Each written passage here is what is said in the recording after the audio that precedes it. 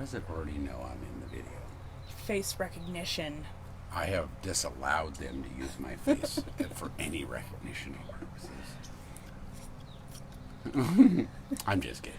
Jason Roundy is the first one in the house. Woo-hoo. Hey, Jason. Love you, brother.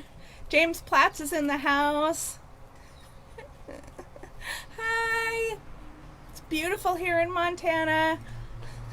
Hi, Lisa. Hey, Lisa. Welcome to Bridget's Cannabis Corner, you guys. This is the first Weed Wednesday patient stories since we've been back. So excited to have you guys. Today we have a super awesome story. It's actually one of our brothers, Dave Saporito. So thank you so much, Dave, for sharing your story and allowing us to share this. We're just gonna we'll chat with you guys for a few minutes here, let people get in the door, and then we'll get into the story. Yeah, for sure. First, I want to know what you guys are smoking tonight. I'm smoking some Starbuds House Blend, flavored with watermelon. It's fantastic. Hi, Russell. Hi, Hey, brother. Russell. Hi, Janie. Hey, JD, how's it going? Nice to see you, brother. We were just talking about you guys. We heard that you're 17 on the list. Yeah, Is that like right, brother? 14th or something? Is that what I was reading? That's awesome. Doing dabs in Dallas. Bill's hitting some train wreck. Ooh, Trainwreck is one of my favorites. Miss you, Jenny. I love you. Hi, Allie. Hi, Kayla. 14. So Russell has made it to number 14 on the heart list.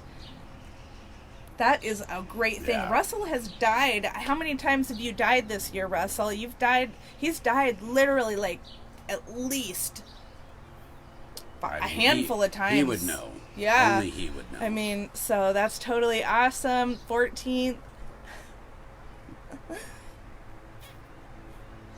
I have no clue what I am smoking, Jason says. 10 heart attacks this year. Our brother Russell has had, you guys, and survived. He had not heart attacks. His device has been malfunctioning, and Shocking he the has a crap bad out of heart him. as well. So, 10 times this year alone, Russell says. Oh, Died my gosh. 10 times. Huh. Wow. So, he's... Miss you guys. Miss you, Janie. Love being able to see you on here. Where's the big day sack? He's right here. Oh, Bill says, my brother Bill. What's up, Bill? I mean... Greg says prayers to Russell. Pacemaker is fighting my heart failure, but I am still alive.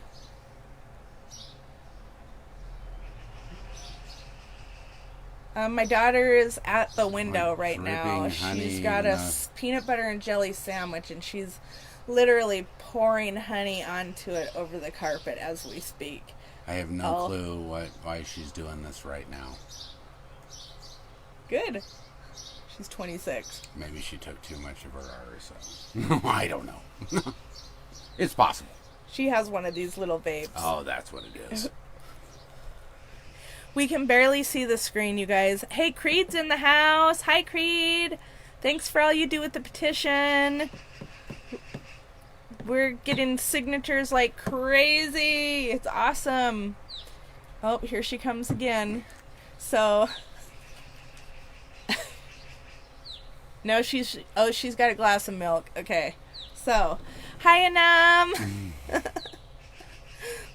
Good day, good day, good day. I know it's just so beautiful here in Montana, and you can kind of see it. Yes, you can see the hole to the birdhouse. So right there. There is the hole to our birdhouse, right there. And we've got baby birds in it. Mama and Dad keep flying in to feed the babies. And my daughter is inside. We've got big picture windows here on the other side. And she knows what we're talking about. So she's flapping her wings like she's trying to distract us. That's what she's really trying to do. It has nothing to do with trying to tell us something important. Obviously, she's doing a great job. She's distracting me because I keep going. So, okay, so back. What? So baby birds. Keep an eye for the bird. You Two probably birds that won't fly in see here. them. I don't know. But the it's little probably babies' pretty far heads come away. out, and their beaks are bigger than their head, and they're all jump, jump, jump, super high pitched yelling. So cute. And Where's, their mouths where's are my like dinner? Right? That's what they're doing. Mm-hmm. And then the mom and dad fly in. Had to go out there and chase a magpie off the other day because he was trying to snatch the babies. Hi, Mary J. Hi, Brother Brandon. Yeah, so Jason had to, there was a magpie out here trying to get into the birdhouse. Trying to peck him right out of that little hole there. So I had to book out there and dispense some Western justice. I'll leave it at that. Yeah. So make sure you guys like and share this. I want to see a bunch of love in that screen for Dave, for coming out, for being brave, and sharing his story with us. The more stories that we tell like this, the closer we are to all of us accessing legal medicine, legal cannabis. That's what we fight for. So, instead of just rambling here, it looks like we're at a pretty decent amount here. Let's go ahead and get started with the story. Okay. It's you guys are gonna cry. You're gonna cry. So, my name is Dave Saporito. Not my name. This is from Dave. This is his story. I'm a TBI survivor and a lifelong cannabis user. So here's the story. I had a fairly successful career in the safety, regulatory, and loss prevention areas of a truck transportation industry. I work for a large, well-respected corporation which gave me additional exposure when working with other industry professionals within the industry work groups. That being said, I was presented an opportunity for growth personally and professionally. My new job entailed being what I call a regional manager for a specialty insurer who specialized in trucks and transportation providers. My background and personality made this opportunity extremely enticing. The only downsides was I was going to have to relocate and give up the Florida lifestyle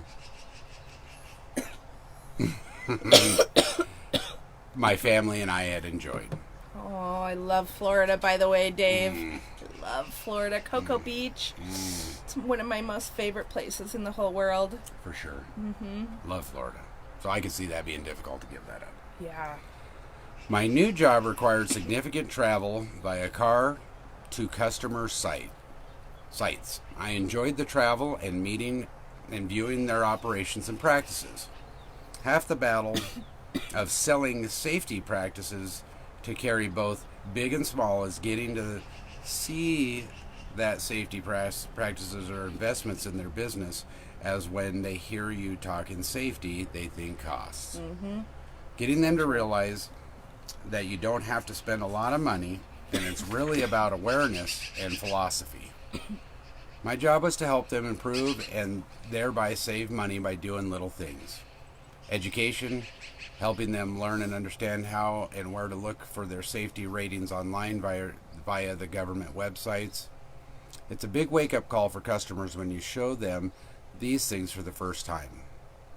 I call it that come to Jesus moment, when they realize they're missing out on critical information that impacts their business, especially small family-owned and operated companies where if the business fails, they're done. That's the satisfaction from the... Here she goes again. Okay. Anyways, that's the satisfaction from the job when you see that light goes on and you've converted somebody to the safety mindset. It can improve the bottom line, and it's not the dark side, which is the additional costs. So, altruistically speaking, I was helping a wide variety of companies improve their operations, but big picture, I was helping them save lives and making the roadways safer for everybody. I love a win-win. The better my customers did in reducing losses, the better my company did. In turn, better opportunities for me. I felt good about my job, and after my first year, I was positioned to be my boss's replacement if and when he retired. Wow. Then my world changed in a moment. I had scheduled an easy-ish week with a few account visits in Houston and a few smaller accounts between Houston and home. My last account visit got canceled, which was about 1.5 hours away from home. I was pissed off about it being canceled, and my hotel made the decision to just... I was pissed off. Well, must have just decided to not do the hotel and just head home. Mm-hmm. The cancellation saved my life. Once home, dinner plans had been changed, and I was unexpected. The last thing I remember is asking if anybody smelled something burning as I went in to freshen up and change clothes. My then wife found me acting strange in the bathroom, attempting to turn the lights off and missing the wall switch repeatedly. The rest is blank, but have been filled in via stories from the kids. My ex and the kids. Oh, ex and the kids. Why don't you take a minute here? Okay. We'll let wet him my wet his whistle. whistle. I'll take over. I had suffered a burst brain aneurysm. If it wasn't for that cancellation, I'd be dead. In housekeeping would have found me the next day. So, you'd have been in the hotel. thankfully, because he was pissed off that the customer canceled, he decided he was going to cancel his hotel room and just head home. That decision changed his life. He would have been stuck in that hotel during this brain aneurysm, and he's right. They wouldn't have found him till the next day. Yep. It's a miracle I survived and am mostly functional. It was by either God's grace or just sheer luck that I'm here to share my story. I woke up 3 days or so later after they performed surgery and put me in a medically induced coma. I was clueless as to what had happened. It's a black spot in my memory from the house till I woke up. I stayed 3.5 months at UTSW here in Dallas and just happened to have one of the top neurosurgeons in the country cracking my skull open and try to fix the trauma that had occurred to my brain. The problem with having a TBI is it changes you forever. We totally understand traumatic brain injury. Our daughter also has traumatic brain injury from the surgery she had to have 8 years ago to try and remove the tumor from her brainstem.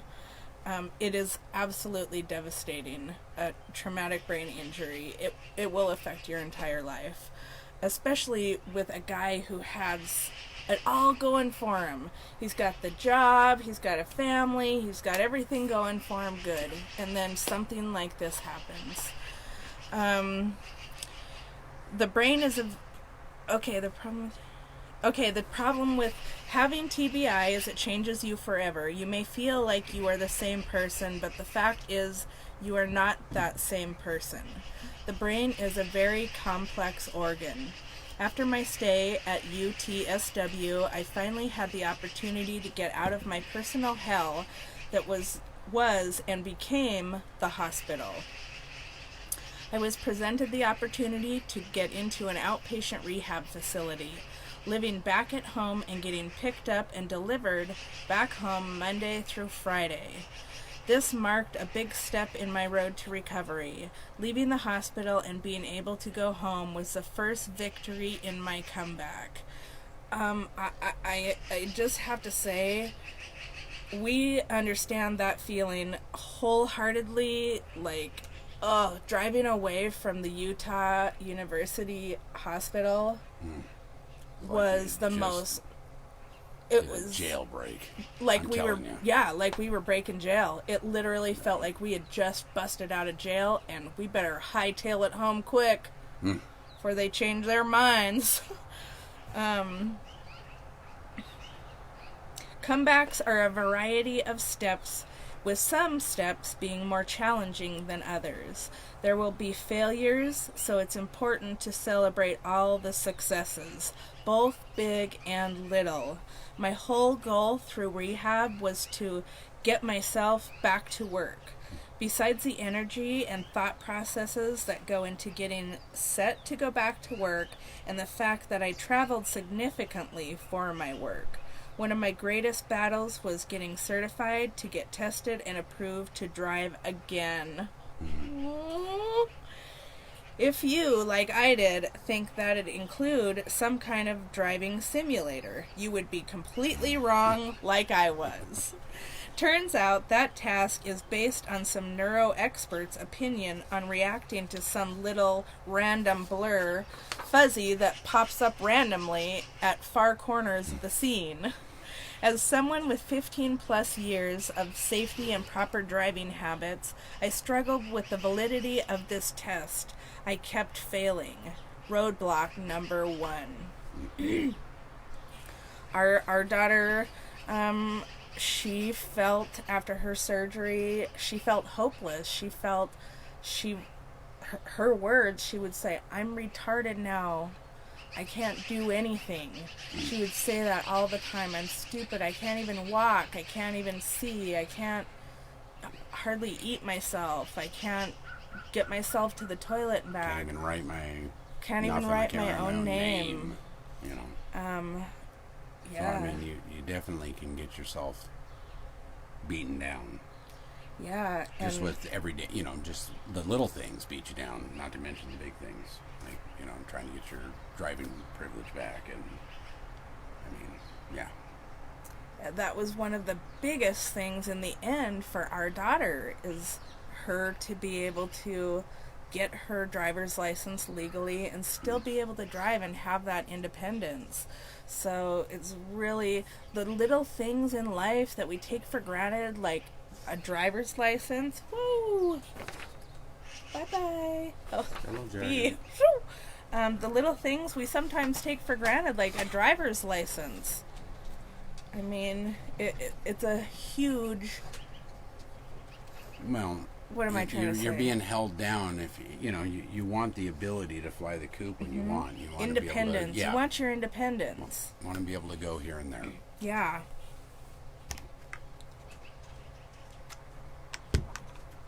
Okay, as much as you think you are the same person, you will never be that person again. There will be glimpses, but you're never the same. Rehab was my salvation, a pathway back to normal and work. Rehab is also a reality check. While I survived, damaged, but still active and viable, mostly, good or bad, I kept my heart and sharp tongue and wit. I felt for others that were damaged and less fortunate than me. The yappers, young adult patients, especially bothered me, as I had 2 boys just like these kids who suffered TBIs via motorcycle, ATVs, and various other things. I was in my mid-40s. These kids had their whole lives ahead of them. I talked to my ex last night to verify my time frames. My aneurysm happened on a Thursday evening, 11/14 of 08. I woke up about 15 days later after being put into a medically induced coma, had the top of my head removed and stored in a liquid nitrogen for later reattachment, had significant brain surgery and put in a room where I stayed in ICU until they were confident no other brain salad surgery was necessary, and replaced my skull and sealed me back up with 80-some odd staples. So they probably took the entire crown of his head off because of brain swelling. So that's partly how they saved his life, is by taking the skull off to help prevent some of that brain swelling.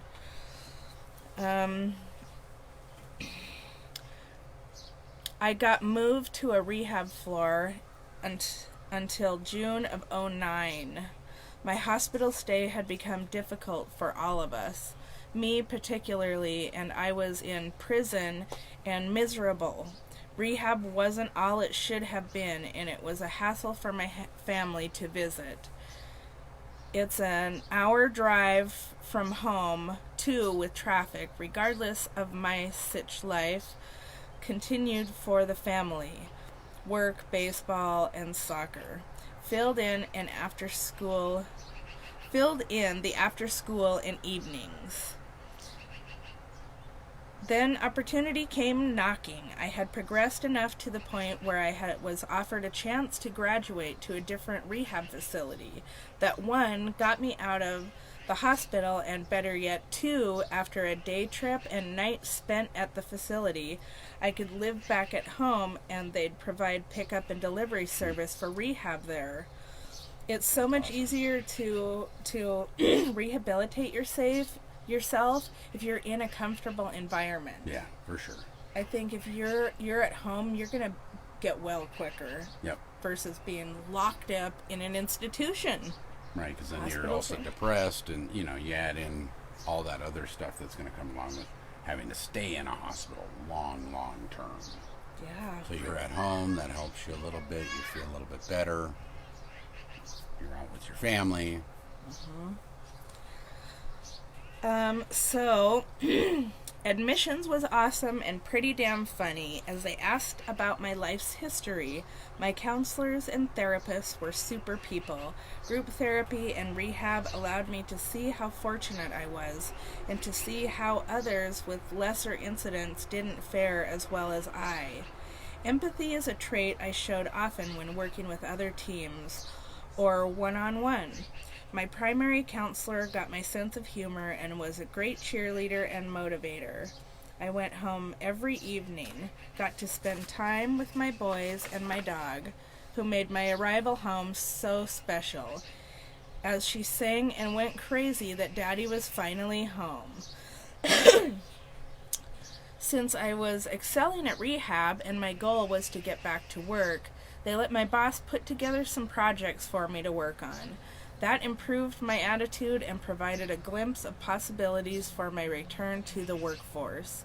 There's great value in working in groups that have suffered similar yet different outcomes. It's kind of like circling up with friends, telling stories, and smoking a fatty. It's both bonding and entertaining. Being home was a great benefit and a curse. Great to be home, but then my wife and I could not coexist. Things were different. That was a problem. As much as I was succeeding at rehab, I came home to realize my marriage was crumbling. TMI. Rehab continued. I finally got acceptable scores on the driving certificate course and was to a point where I could graduate and move on or back to life as I once knew it. I established a path to transition or return to work. My soon-to-be ex was not as confident about my returning to work. In my mind, I was ready. The mind can play tricks on you. I could talk a good game. In reality, playing the game is a different thing. I struggled some and got frustrated. Wonder Boy became Wonder What Happened to That Boy, as I went from top dog in the measurable metrics to bottom of the pack. That's a significant view differential. Well, I think I've given plenty on me and how I got here. Now the real question, how does cannabis help me? Immensely, along with my pharma regiment. It provides me peace and settles my mind. I take a variety of pharmas to keep alive and viable. Seizure, blood pressure meds, as well as anxiety and depression meds. Oh yeah, I take an allergy med. Seems I'm allergic to weeds and grasses. LOL. I self-medicate with cannabis, which helps me relax. It's part of my pre-bed routine with my pharma sleep med. I'm looking forward to the day when cannabis is decriminalized and its many medicinal uses can be further explored. I've seen reports that it can help me with by reducing my seizure potentials and other issues resulting from my brain aneurysm. Cannabis is that extra relief and makes my day more bearable. I'm a better and funnier person with than without my cannabis. In closing, I was a pothead as a young man. Turns out I'm a pothead as an old man, too. I hope that this is what you needed from me. Don't hesitate to contact me if I need anything. So this story, literally, not very often do we read word for word the patient's story. Dave, I'm not sure why you haven't written a book yet.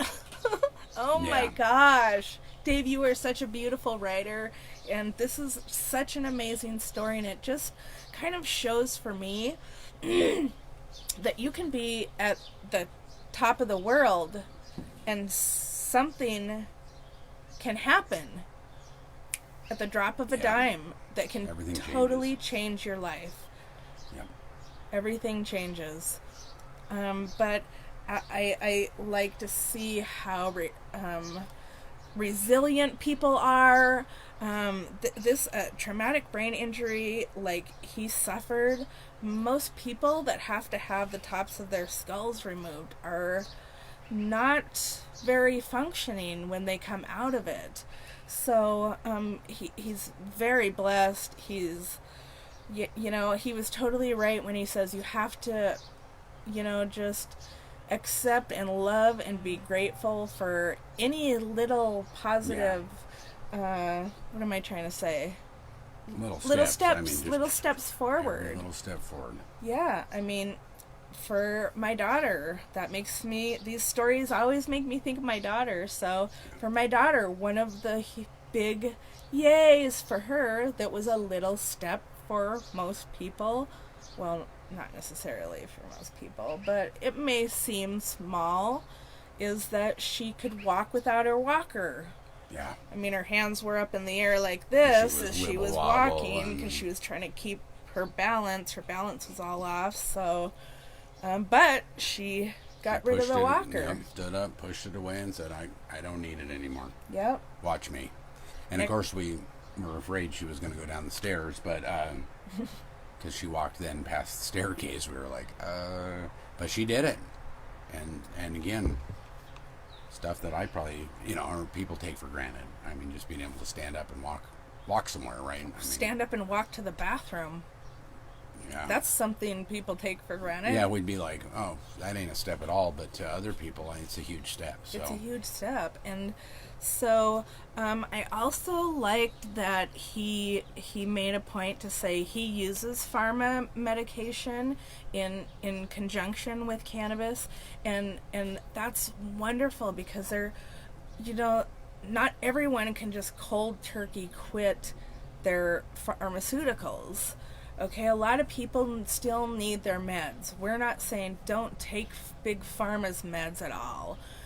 Cannabis can act as a booster for those meds. It can act as a partner and help take away a lot of the side effects and let you get all the good effects from the medicine that you're receiving from pharmaceutical companies. Everybody has their own decision to make at the end of the day, right? So, I mean... I might say, ditch Big Pharma, right? I mean, whatever, right? Or Bridget may say, ditch most of Big Pharma or all of Big Pharma, whatever. Everybody might say something like that. But then there's other people, no, I'm going to use them both together. Hey, the choice is yours. You want to do chemotherapy and RSO, do it, right? Yep. At the end of the day, the decision is on you. And, so...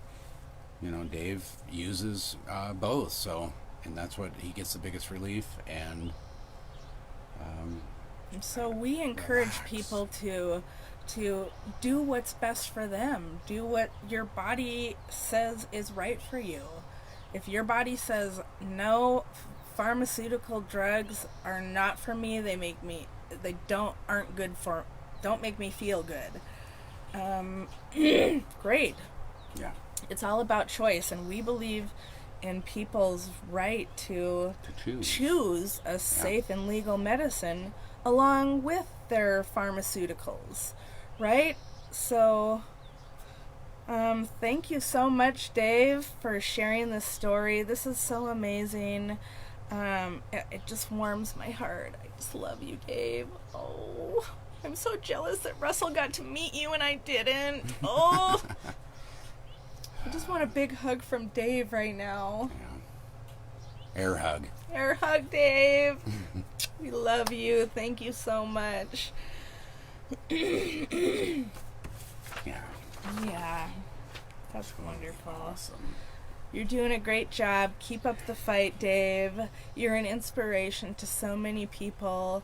Thank you for sharing your story. That just, for me, it verifies that what we went through and a lot of times still go through with our daughter, that's normal. It's normal to feel that way. It's normal to be frustrated with certain situations, and sometimes things are going to work out, sometimes things aren't, but you always got to look at the positive side of things and hope for the best. My cup is always half full. I don't know, he's the opposite. His cup is half empty, so we kind of balance each other out well. Somewhere in between, we've at least got a cup. Yeah. It's got something in it. Yeah.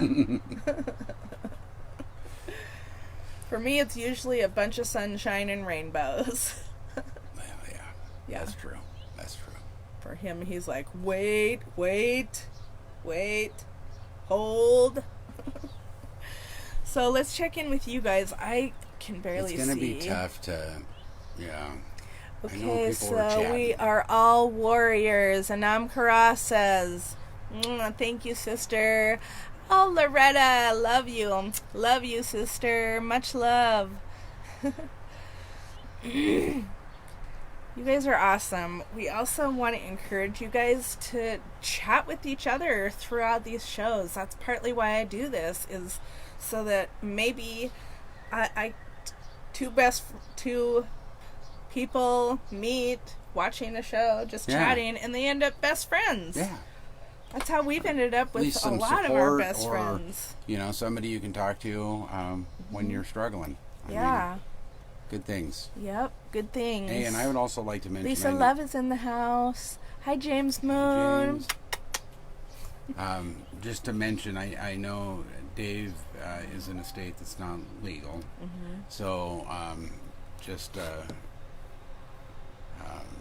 continue fighting for...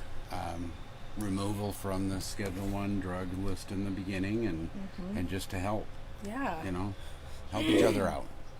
Yeah, help people live a better quality of life. Like, we're not trying to be all fucked up on drugs here. It's not a Schedule 1 drug. Yeah. I've never done heroin or meth. I've never even seen it in real life. I've probably seen people in real life, but mostly on TV. Right. I probably would I don't know.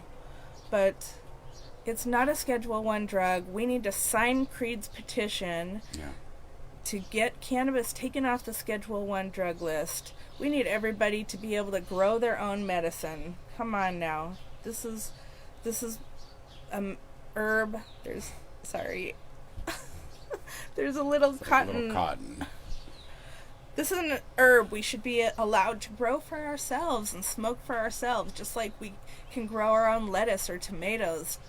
We can grow our own flowers. I mean, I'm gardening. I'm not planting fruit or vegetables necessarily. I plant flowers. I love flowers.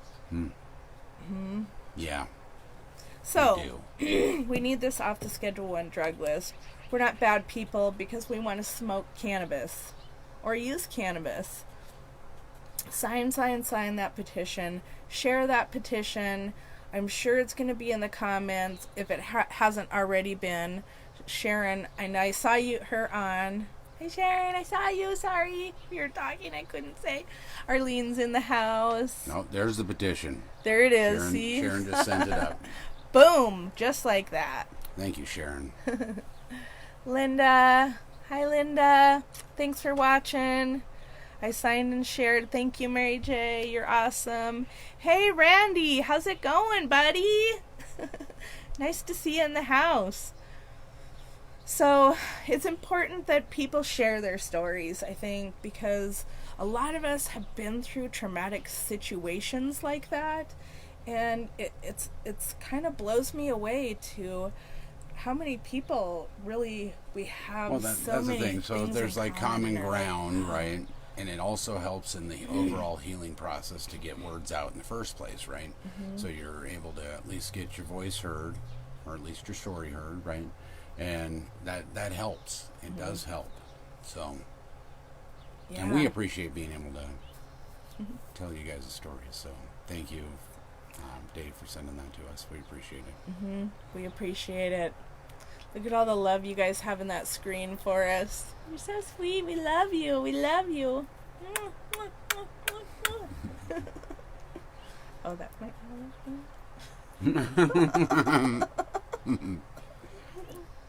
Cheers. Look at that. Now, you said the word love. Now,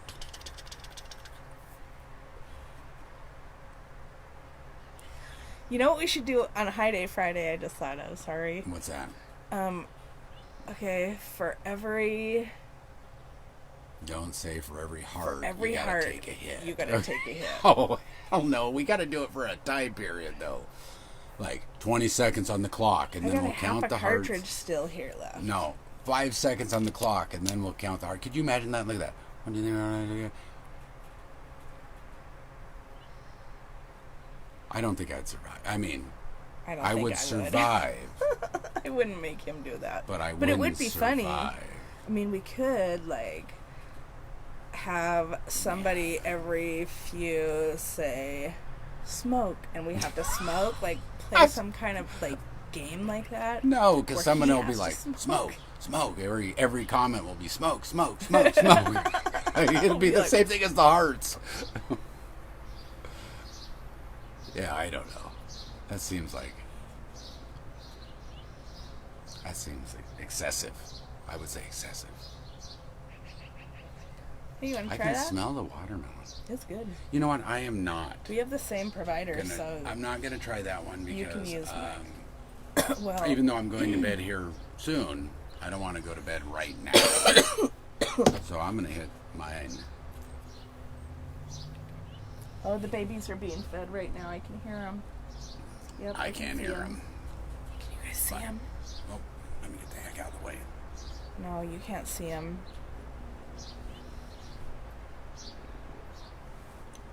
They're so cute. Oh my god. They're so cute. I just love them. You're all can I see them? And I'm pretty much like blocking the view.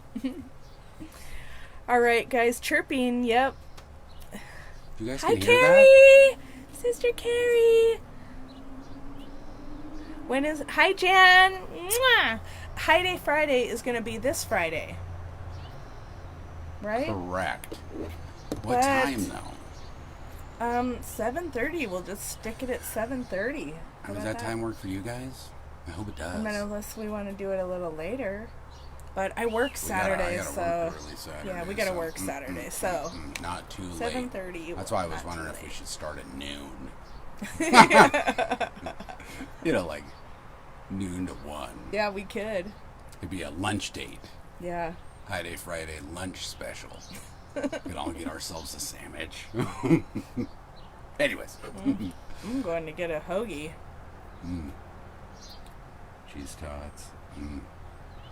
Anyhow. 6:30 post. You must have already posted something that said 6:30, so nice try. Nice Oh, try did I? getting out. I don't know. Oh, unless he's talking Pacific time. Oh, yeah, Pacific. Maybe I saw a different word. My bad. All right, guys, we are going to sign off for now. What time is it? I don't even know. 8 o'clock? I have no Okay, so that, yeah, it's about right. 45 minutes we've been on. Good? clue. Yeah. Yeah. So, make sure you guys subscribe to my YouTube channel, Bridget's Cannabis Corner. Check out my Instagram. I'll start getting more active in my Instagram here very soon, probably in the next couple days. We'll get some more stuff We'll out. get right on it. Mm-hmm. And thank you so much, Dave, for sharing this story with us. We love you so much. Thanks to all of you guys for watching us. Hoagie cheese fries. Who said hoagie cheese Lisa fries? Bear. They got cheese tots now. They got cheese tots. And they're even better than the cheese Lisa, fries. They're even better than the cheese fries. They're almost like Big Sky's We've never had them until the other day. drive-ins Cajun tots, right? Except for without the Cajun, only with hoagie seasoning. Mm-hmm. They are fantastic. They're fantastic. Anyways, okay. Maybe we'll have to take you guys to one of our favorite restaurants with us sometime and go live, but people might look at us like, and, hi guys, look at this cheesy tot. Right. Anyways, okay. I'm active on all platforms. Carrie says, yay. Sharon's putting Enjoy your week, post. Jane. Thank you, honey. I love you. I love you, Arlene. Night, night. I love you, Sharon. Thank you.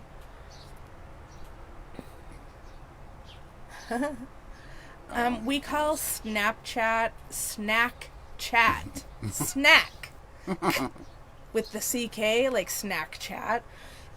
Just to drive my kids nuts, okay? So we're finding, really quick, we're finding that now that our kids are adults and they're grown, that we get to turn around and fuck with them. Harassment. Who would ever thought? It's freaking awesome. I mean, here's the deal, guys. We know it's, a hashtag and then you write the word, right? We always say pounds. What does pound sign in your face mean, right? Pound sign. Because to me, that's like 1.5 number sign is for weight, right? I mean, that's that. So we always say. What does the hashtag mean? Well, we don't even say that. We call it the pound sign. Oh, the pound sign. What does that pound sign? It's like a tic-tac-toe. Yeah, we just say, what is pound in your face or pound do? Pound sign. Anyways. Or we call Twitter tweeter. Yeah. I'm going to go get a tweeter going here. Yeah, I got to check my tweeter. Again. Oh, I got a Drives snack them chat. Nuts. It drives them just nuts. So if you want to terrorize the hell out of your adult kids, okay, call it what it is. Simple saying, stuff right? that is coming up that they think we don't know anything about, that we obviously know. We didn't live all these years for nothing. We're not dummies, right? But they think we are, so we'll just roll with it, okay? And then we're like, oh my god, I fucking got you. Anyways. Yeah. Anyways. Got him. We're way off track now. Way off track. Anyways. We're talking about whatever, so. All right, you guys have a great night. Thanks for joining us. Thanks again to Dave. Thank you again to Dave. And we'll see you this Friday for High Day Friday, which is in 2 days. High Day Friday. Yeah. All right, guys.